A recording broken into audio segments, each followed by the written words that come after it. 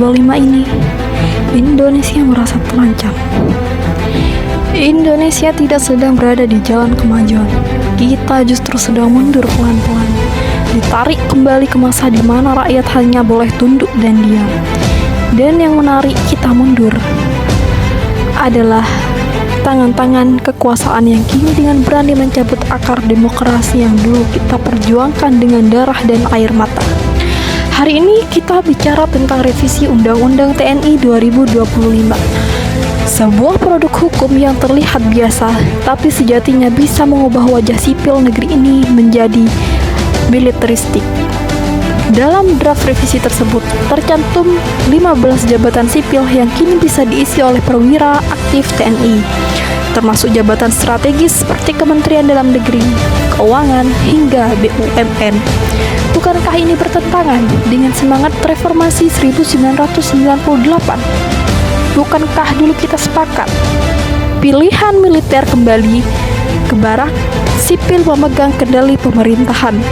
Tapi sekarang pemerintahan seolah ingin kita lupa, seolah rakyat tidak cerdas. Padahal kita sadar, ini adalah bentuk lain dari dui fungsi ABRI yang dulu pernah menindas kita.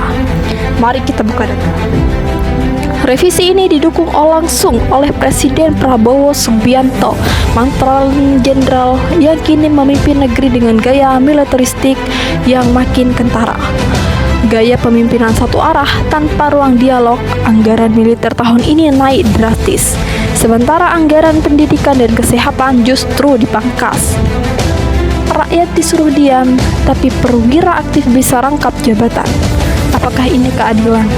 Apakah ini demokrasi? Kita tidak menolak militer, kita menghormati tentara yang menjaga kedaulatan. Tapi ketika mereka masuk ke ranah sipil, kita perlu waspada. Kita sudah pernah hidup dalam ketakutan.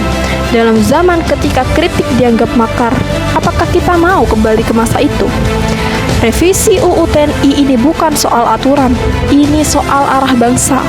Apakah kita ingin anak-anak kita hidup di negeri yang dipimpin oleh senjata atau oleh suara rakyat? Kritik hari ini bukan soal membenci Prabowo, tapi soal mencintai Indonesia, karena demokrasi tidak bisa bertahan tanpa suara kita, dan diam bukan lagi pilihan. Maka, saya ingin bertanya pada kalian, sampai kapan kita hanya jadi penonton dari negara yang kita miliki? Bangkitlah bersuara, karena hari ini bukan hanya demokrasi yang terancam, tapi masa depan kita semua.